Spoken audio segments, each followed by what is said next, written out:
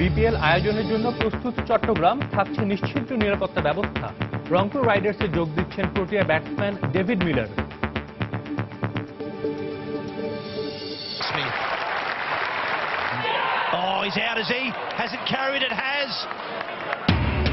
হোবার্টে দক্ষিণ আফ্রিকার পেস আগুনে পুড়ল অস্ট্রেলিয়া। ইনিংস হারের লজ্জা অজিদের, এক ম্যাচ হাতে রেখে সিরিজ জিতল প্রোটিয়ারা। বয়সভিত্তিক 4টি দলকে 2020 সাল পর্যন্ত প্রশিক্ষণ দিতে বিকেএসপির সাথে সমঝোতা ফুটবল ফেডারেশনের। বাফুফের অর্থায়নে জানুয়ারিতে শুরু হবে কার্যক্রম। বিশ্বকাপ বাছাই পর্বে আলাদা ম্যাচে কাল ভোরে মাঠে নামবে আর্জেন্টিনা ও ব্রাজিল। ঘরের মাঠে মেসিদের প্রতিপক্ষ কলম্বিয়া, নেইমাররা খেলবে পেরুর বিপক্ষে।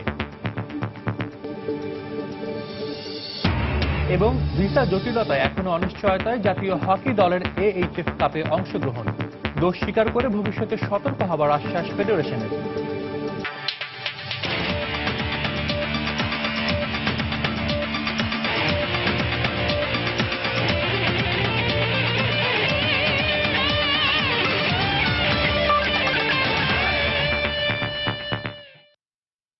মাঠ ও মাঠের বাইরে বিশ্বের নানা প্রান্তের খেলাধুলার খবর, এসব নিয়ে আমাদের নিয়মিত আয়োজন খেলার সময়। আর এই আয়োজন আপনাদের সঙ্গে আছে আমি সাজিদ মুস্তাহিদ। শুরুতেই বিপিএল প্রসঙ্গ। ঢাকার পর বন্দরনগরী চট্টগ্রামে অনুষ্ঠিত হতে যাচ্ছে বিপিএল এর চতুর্থ আসরের খেলা। জহুর আহমেদ চৌধুরী স্টেডিয়ামে জাঁকজমকপূর্ণভাবে খেলা আয়োজনের জন্য মাঠের সকল প্রস্তুতি সম্পন্ন করেছে বিসিবি। আর মাঠে ক্রিকেটের এই সংক্ষিপ্ত ভার্সনের খেলা উপভোগ করতে উন্মুখ হয়ে আছেন ক্রিকেট ভক্তরা। এদিকে খেলোয়াড়দের নিরাপত্তায় সকল প্রস্তুতি নিয়েছে পুলিশ।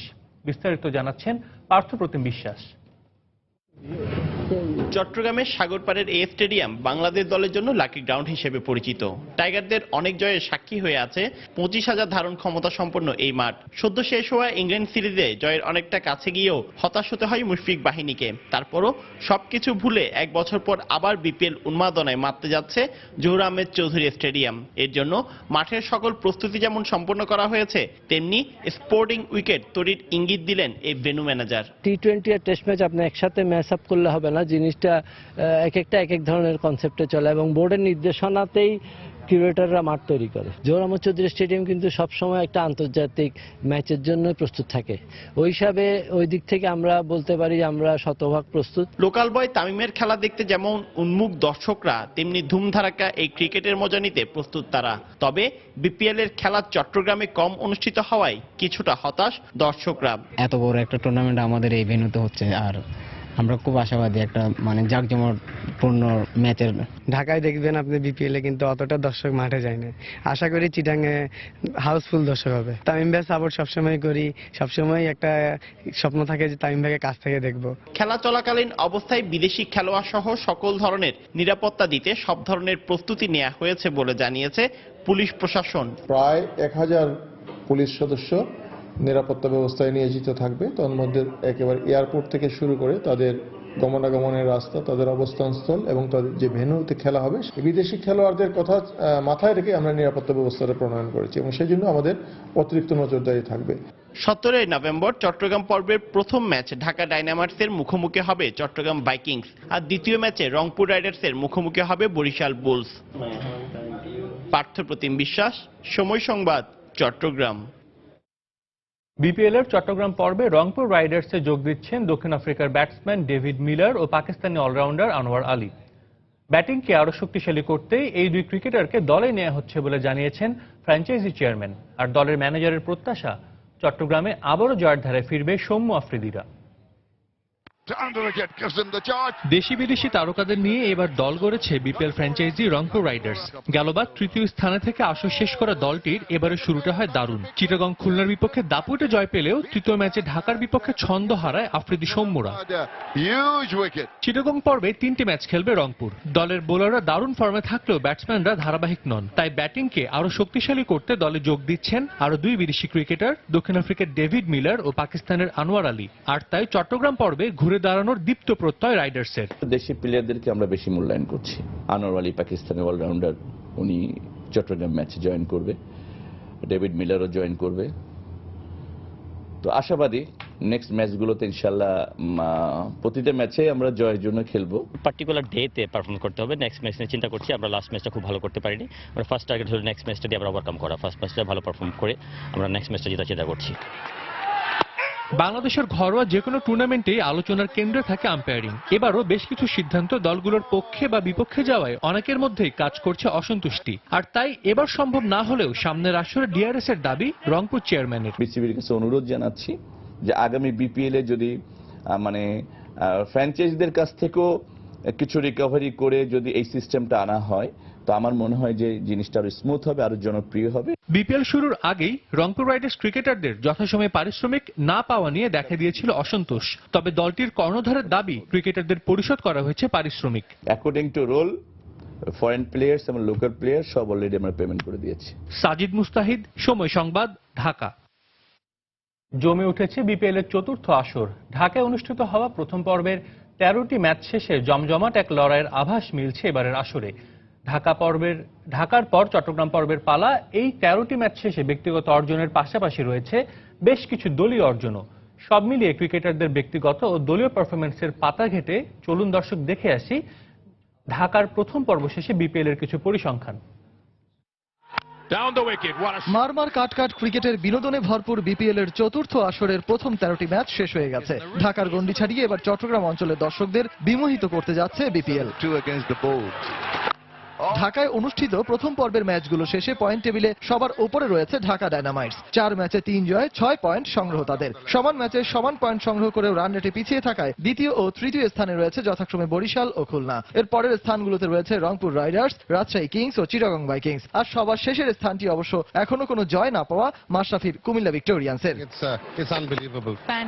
এক ইনিংসে দলীয় সংগ্রহের ক্ষেত্রে সবার উপরে রয়েছে ঢাকা ডায়নামাইটসের বুলসের বিপক্ষে করা 5 উইকেটে 194 রানের স্কোরটি। এরপরই রয়েছে বুলসের 4 উইকেটে করা 192 রানের সংগ্রহটি। তারপর রাজশাহী কিংসের 6 উইকেটে 188, ডায়নামাইটসের 6 উইকেটে 170 ও বুলসের করা 3 উইকেটে 167 রানের ইনিংসগুলো রয়েছে পরের অবস্থানে। এখন পর্যন্ত আসরের সর্বোচ্চ রান সংগ্রাহকের তালিকায় 184 রান নিয়ে শীর্ষে আছেন বুলসের শাহরিয়ার নাফিস। একই দলের অধিনায়ক মুশফিক 174 রান নিয়ে রয়েছেন দ্বিতীয় স্থানে। ডায়নামাইটসের মেহেদি মারুফ 170, কিংসের সাব্বির 157 ও ভাইকিংসের অধিনায়ক তামিম 143 রান নিয়ে রয়েছেন শীর্ষ 5-এর পরের স্থানগুলোতে।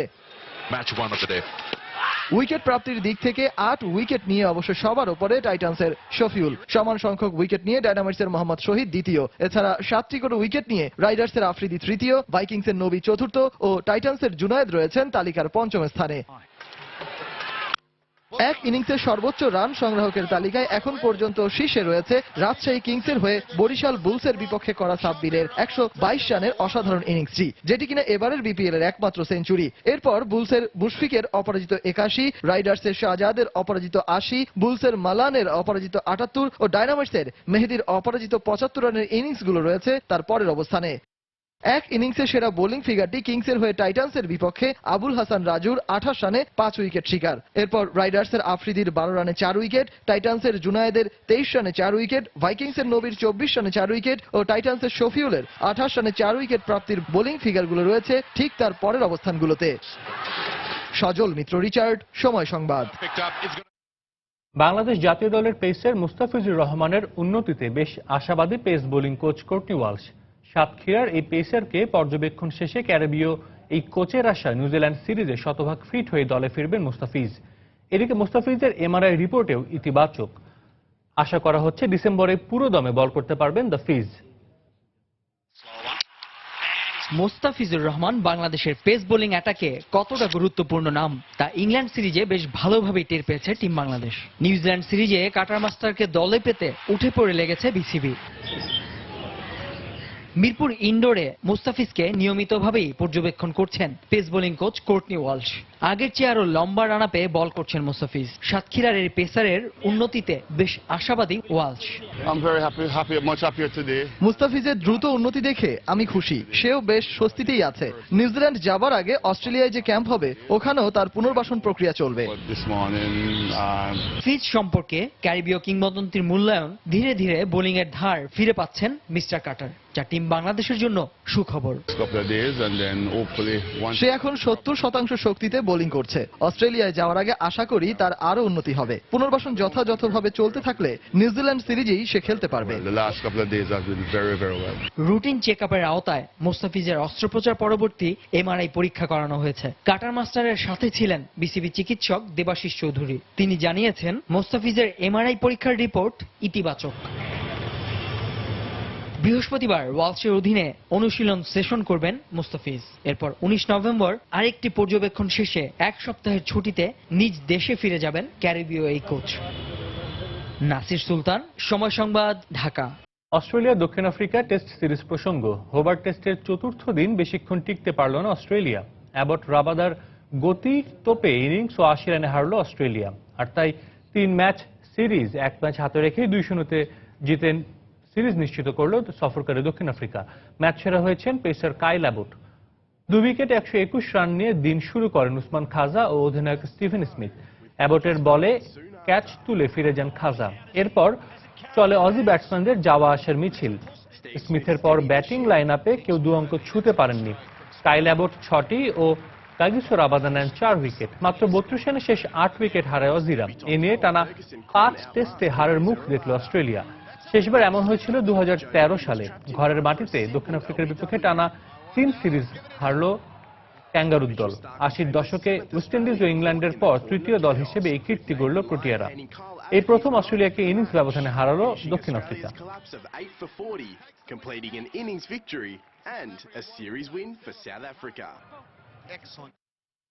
টানা 5টি টেস্ট ম্যাচ হেরে স্তব্ধ অস্ট্রেলিয়ান অধিনায়ক স্টিভেন স্মিথ।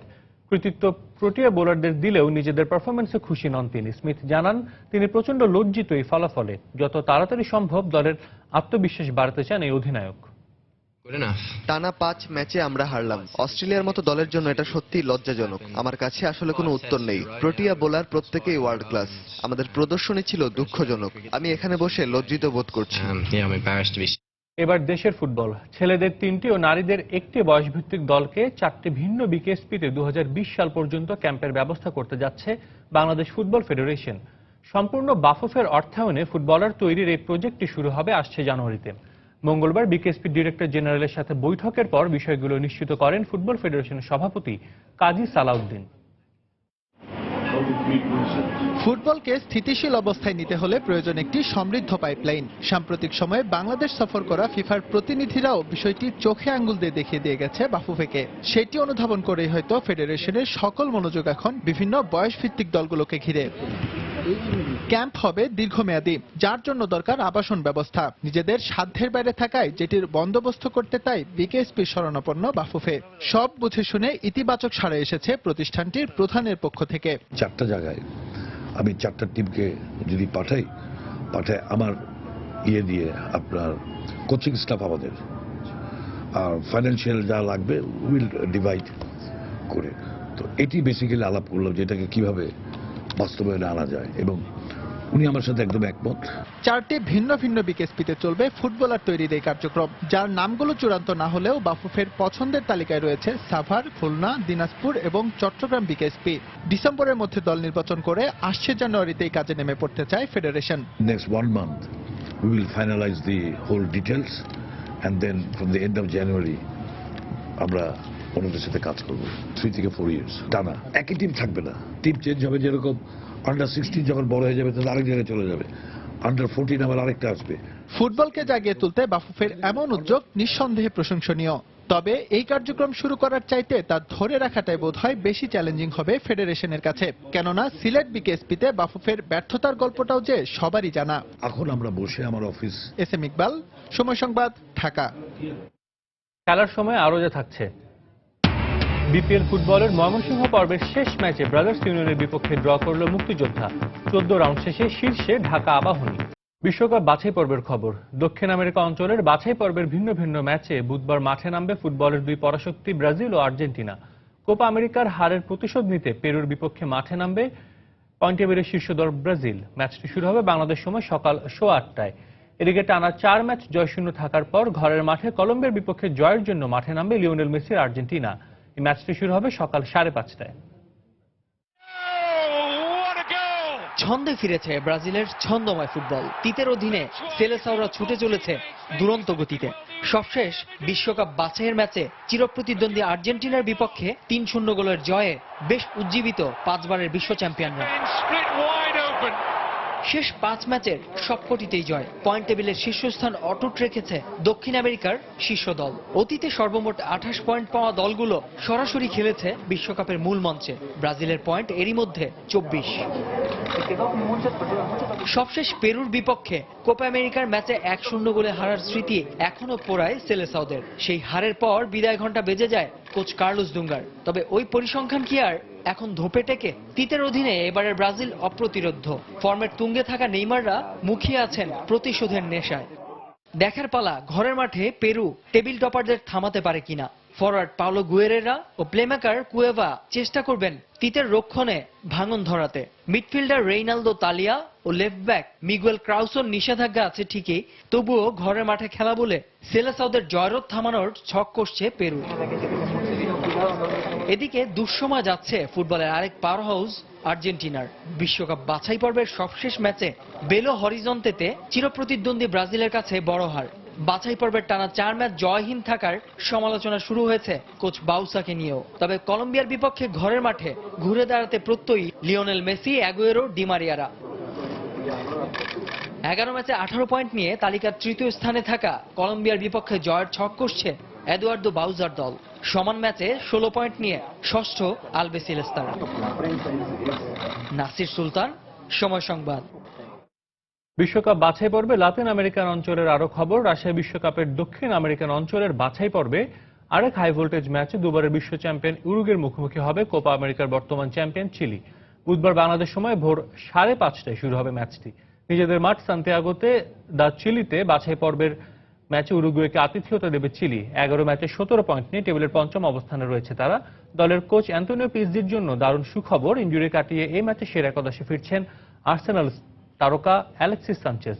সেই সঙ্গে ভিদাল, ব্রাভোরা থাকায় কিছুটা হলেও নিশ্চিন্ত রয়েছেন পিজ্জি। অন্যদিকে 11 ম্যাচে 23 পয়েন্ট নিয়ে টেবিলের 2 নম্বরে থাকা উরুগুয়ে চিলির বিপক্ষে এই ম্যাচে জয় তুলে নিয়ে উঠতে চায় শীর্ষে। টানা দুবারের কোপা আমেরিকার শিরোপা জয়ী চিলির বিপক্ষে এই ম্যাচের আগে স্বস্তিতে নেই উরুগুয়ের কোচ তাবারেজ, কারণ সুয়ারেজ, গডিনের মতো তারকারা এই ম্যাচে খেললেও ইনজুরির কারণে কাভানির খেলা নিয়ে রয়েছে সংশয়।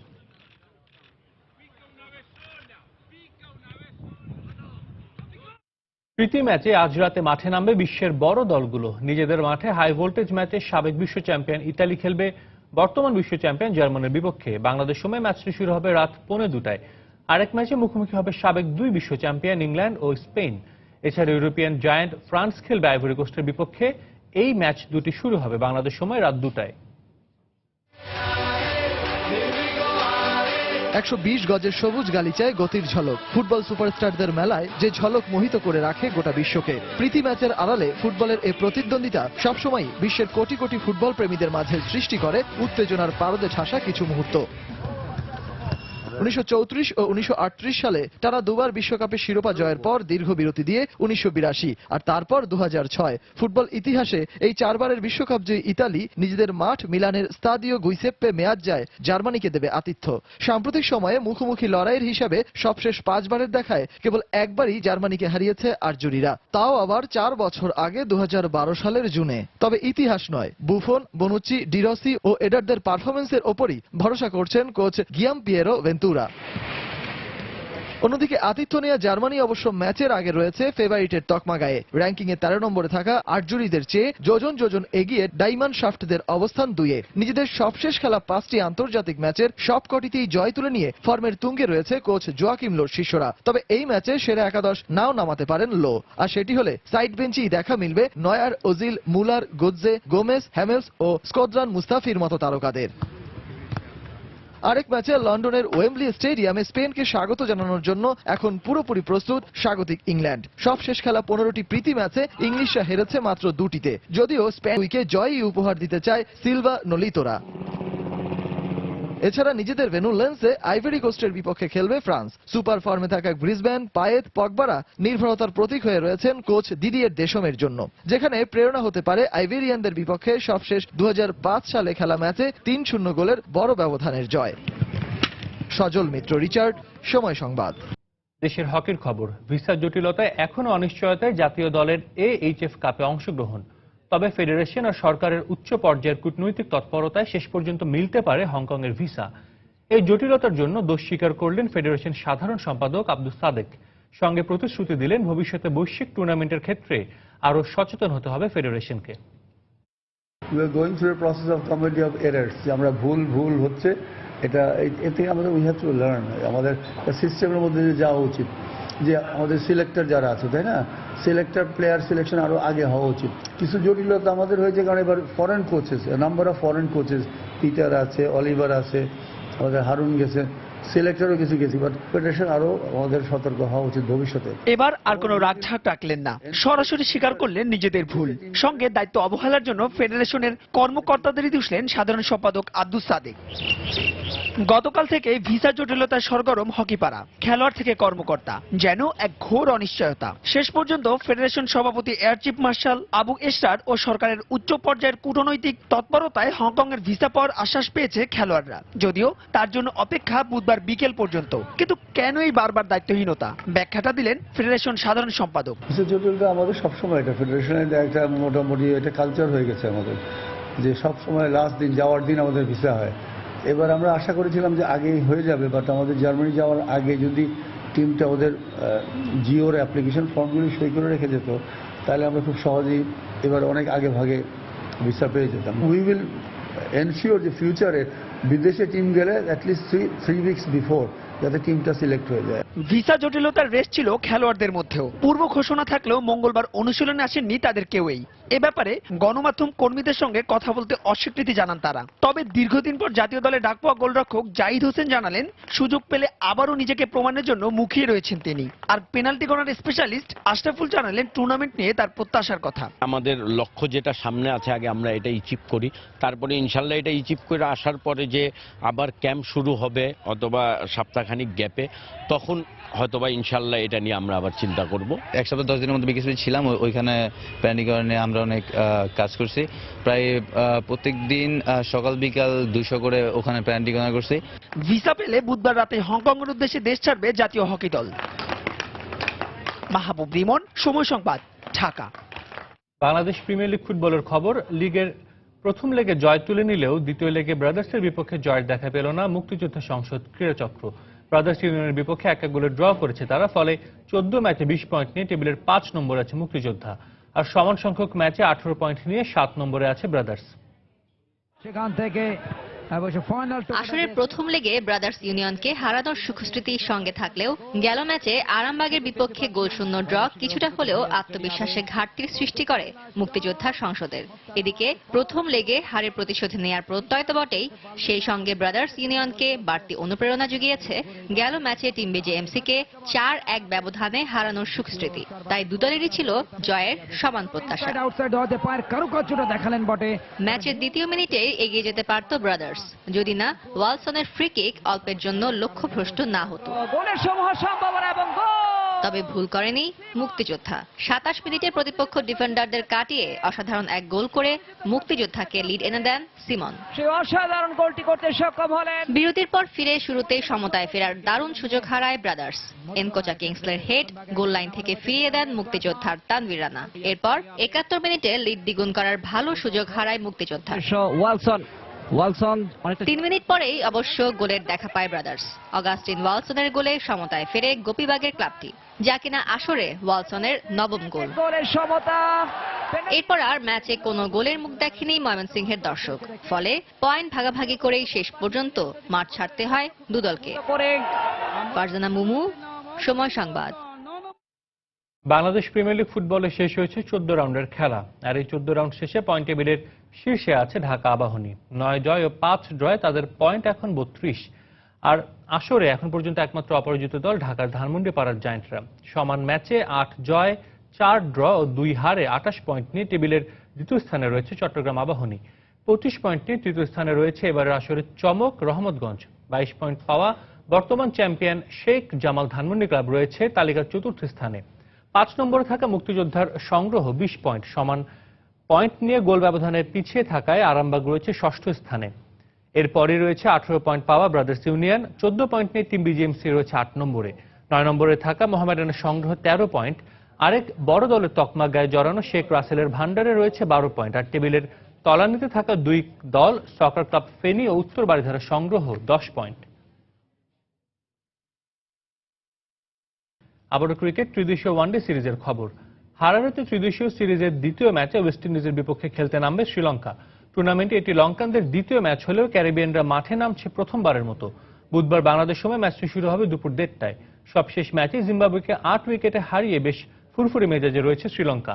অ্যাঞ্জেলো ম্যাথুসের পরিবর্তে লঙ্কানদের নেতৃত্ব দিচ্ছেন উপুল থারাঙ্গা। দলে নেই দিনেশ চান্ডিমালও, তবে অসেলে গুণরাত্নে, ডিকুয়েলা ও ধনঞ্জয় ডিসিলভারা আছেন দুর্দান্ত ফর্মে।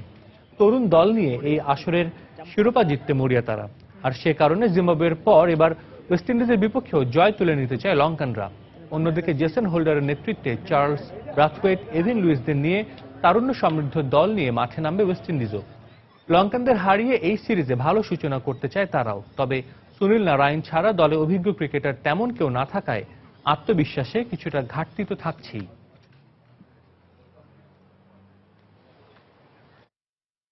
ঘরের মাঠে দক্ষিণ আফ্রিকার কাছে শোচনীয় হারের পর কঠিন সমালোচনার মুখে পড়েছেন অস্ট্রেলিয়ার ক্রিকেটাররা।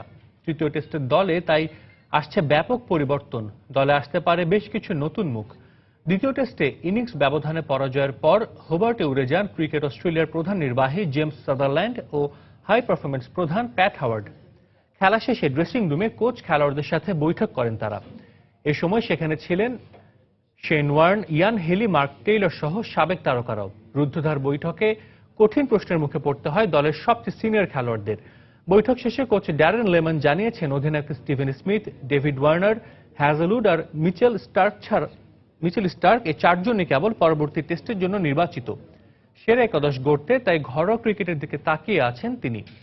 আগামী রোববার অ্যাডিলেড টেস্টের দল ঘোষণা করা হবে। এদিকে অস্ট্রেলিয়া দক্ষিণ আফ্রিকার কাছে ইনিংস হারের পর দারুণ চটেছেন দেশটির সাবেক বিশ্বকাপ জয়ী অধিনায়ক রিকি পন্টিং। অজিরা ক্রিকেটে বাজে সময় পার করছে বলে মন্তব্য করেন একাধিকবার অ্যাশেজ জয়ী এই কিংবদন্তি ব্যাটসম্যান। দেশটির গণমাধ্যমে দেয়া সাক্ষাৎকারে তিনি বলেছেন, অস্ট্রেলিয়ার ব্যাটসম্যানরা দক্ষিণ আফ্রিকার পেসারদের খেলতেই পারছে না। ব্যাপারটি অবাক করেছে পন্টিংকে। রক্ষণাত্মক মানসিকতা ব্যাটসম্যানদের পিছিয়ে রাখছে বলে মনে করেন তিনি। ব্যাটসম্যানদের টেকনিকের দিকে আরো উন্নতি করার পরামর্শ দেন পন্টিং। দল নির্বাচন নিয়েও প্রশ্ন তুলেন তিনি। সেই সাথে অ্যাডাম হোজেসের দক্ষতা নিয়ে প্রশ্ন তোলেন পন্টিং। শ্রীলঙ্কার কাছে 3 ম্যাচের টেস্ট সিরিজে হোয়াইট ওয়াশ হবার পর 1 ম্যাচ বাকি থাকতে 3 ম্যাচের টেস্ট সিরিজে দক্ষিণ আফ্রিকার কাছে হেরেছে স্বাগতিক অস্ট্রেলিয়া। আবারও হোয়াইট ওয়াশের লজ্জার সংখ্যা দেখছেন রিকি পন্টিং। 2019 সাল পর্যন্ত নিউজিল্যান্ডের বোলিং কোচের দায়িত্বে থাকবেন শেন জার্গেনসন। ক্রিকেট নিউজিল্যান্ড এক অফিসিয়াল বিবৃতিতে এই তথ্য নিশ্চিত করে। চলতি বছর টি-20 বিশ্বকাপে কিউই বোলারদের দায়িত্ব পান জার্গেনসন, কিন্তু তখন চুক্তি ছিল স্বল্প মেয়াদী। এবার পূর্ণ মেয়াদে ব্ল্যাক ক্যাপদের সাথে চুক্তিবদ্ধ হলেন এই অস্ট্রেলিয়ান। নিউজিল্যান্ডের হেড কোচ মাইক হেসেন শেনের সাথে কাজ করতে পেরে বেশ খুশি। এর আগে 2008 থেকে 2010 সাল পর্যন্ত কিউইদের দায়িত্বে ছিলেন জার্গেনসন। বাংলাদেশের সাথেও শেন হেড কোচ হিসেবে যুক্ত ছিলেন 2012 থেকে 2014 সাল পর্যন্ত। এ সময় বাংলাদেশ নিউজিল্যান্ডকে ঘরের মাঠে হোয়াইট ওয়াশ ও লঙ্কানদের বিপক্ষে গলে টেস্ট ড্র করে। ইনজুরির কারণে দলের বাইরে ছিটকে পড়েছেন দক্ষিণ আফ্রিকার নিয়মিত অধিনায়ক এবি ডিভিলিয়ার্স। এটি বেশ পুরনো খবর, তবে নতুন খবর হচ্ছে ভারপ্রাপ্ত ফাফ ডু প্লেসির কাছে অধিনায়কত্ব হারাতে পারেন তিনি। এবারের গ্রীষ্মে শ্রীলঙ্কার বিপক্ষে সিরিজে ইনজুরিতে পড়েন এবি ডিভিলিয়ার্স। এরপর থেকেই ডুপ্লেসির কাঁধে দলের গুরু দায়িত্ব। তবে দায়িত্বটা বেশ ভালোভাবেই সামলাচ্ছেন ডুপ্লেসি। ঘরের মাঠে নিউজিল্যান্ডের বিপক্ষে সিরিজ জিতেছেন। তারই নেতৃত্বে প্রথমবারের মতো অস্ট্রেলিয়াকে 5 ম্যাচের সিরিজে হোয়াইট ওয়াশ করেছে প্রোটিয়ারা।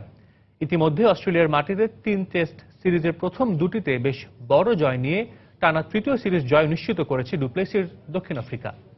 তাই ডুপ্লেসির নেতৃত্বের পক্ষেই ভোটটা বেশি। প্লেসিও জানিয়েছেন দলের অধিনায়কত্ব তিনি বেশ উপভোগী করছেন। কোচও তার উপর আস্থা রাখছেন। জানিয়েছেন ডুপ্লেসিকে নেতৃত্বে রাখতে তিনি বোর্ডকে সুপারিশ করবেন। তবে এবি এটিকে কিভাবে দেখবেন সেটি হচ্ছে মূল বিষয়। এর আগে 2014 সালে তার পরিবর্তে হাশিম আমলাকে দলের দায়িত্ব দেওয়া হলে তীব্র সমালোচনা করে অধিনায়ক হওয়ার জন্য বেশ আগ্রহ প্রকাশ করেছিলেন ডিভিলিয়ার্স।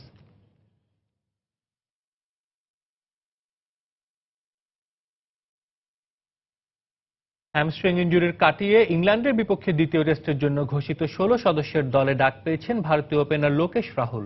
মঙ্গলবার ভারতীয় ক্রিকেট বোর্ড বিসিসিআই এই ঘোষণা দেয়। সেপ্টেম্বরে নিউজিল্যান্ডের বিপক্ষে প্রথম টেস্টে ইনজুরিতে পড়েন রাহুল। তারপর থেকেই দলের বাইরে ছিলেন তিনি। এরপর ইনজুরি কাটিয়ে রঞ্জি ট্রফিতে খেলে নিজের ফিটনেসের প্রমাণ দেন তিনি। প্রথম ইনিংসে 50-র পর দ্বিতীয় ইনিংসে তুলে নেন সেঞ্চুরি। আর তাই 17 নভেম্বর থেকে শুরু হতে যাওয়া বিশাখাপত্তনম টেস্টের দলে আবারও ডাক পেয়েছেন এই ওপেনার। ফর্মহীনতার কারণে দল থেকে বাদ পড়েছেন অভিজ্ঞ গৌতম গম্ভীর। 2014 সালে অস্ট্রেলিয়ার বিপক্ষে অভিষেকের পর 9 টেস্টে ইতিমধ্যেই 3 সেঞ্চুরি তুলে নিয়েছেন এই উইকেট রক্ষক ব্যাটসম্যান।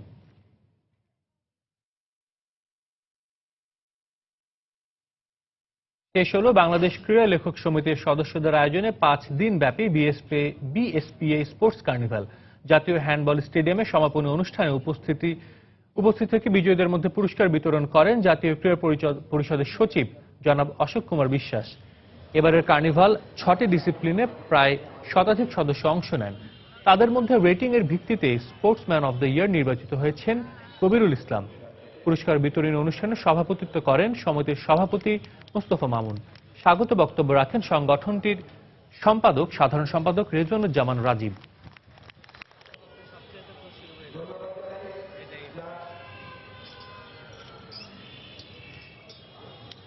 লালমনিরহাটে অনুষ্ঠিত হয়েছে শহীদ আব্দুল কাশেম স্মৃতি ফুটবল টুর্নামেন্টের ফাইনাল খেলা। মঙ্গলবার বড়বাড়ি শহীদ আবুল কাশেম মহাবিদ্যালয় মাঠে এই খেলা অনুষ্ঠিত হয়। ফাইনালে লালমনিরহাট একাদশ 2-0 গোলে ঠাকুরগাঁও একাদশকে হারিয়ে চ্যাম্পিয়ন হওয়ার গৌরব অর্জন করে। ম্যাচ শেষে বিজয়ীদের মাঝে পুরস্কার বিতরণ করেন স্থানীয় প্রশাসনের কর্মকর্তারা।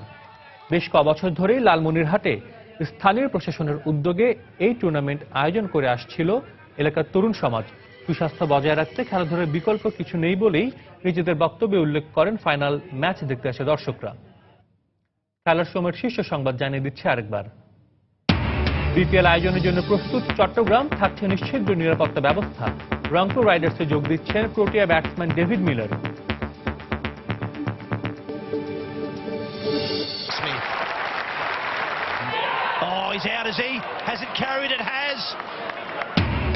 হোবার্টে দক্ষিণ আফ্রিকার পেস আগুনে পুড়ল অস্ট্রেলিয়া। ইনিংস হারের লজ্জা অজিদের, 1 ম্যাচ হাতে রেখেই সিরিজ জিতল প্রোটিয়ারা। বয়সভিত্তিক 4টি দলকে 2020 সাল পর্যন্ত প্রশিক্ষণ দিতে বিকেএসপির সাথে সমঝোতা ফুটবল ফেডারেশনের বাফুফের অর্থায়নে জানুয়ারিতে শুরু হবে কার্যক্রম। বিশ্বকাপ বাছাই পর্বে আলাদা ম্যাচে কাল ভোরে মাঠে নামবে আর্জেন্টিনা ও ব্রাজিল। ঘরের মাঠে মেসিদের প্রতিপক্ষ কলম্বিয়া, নেইমাররা খেলবে পেরুর বিপক্ষে। এবং ভিসা জটিলতায় এখনো অনিশ্চয়তায় জাতীয় দল হকি দলের AHF কাপে অংশগ্রহণ। দোষ স্বীকার করে ভবিষ্যতে সতর্ক হবার আশ্বাস ফেডারেশনের। দর্শক, এই ছিল খেলার সময়ের এখনকার আয়োজন। যে কোনো খবর পেতে ভিজিট করুন সময়নিউজ.tv। আর খেলা জগতের সব খবর, সর্বশেষ খবর জানতে সঙ্গেই থাকুন সময়।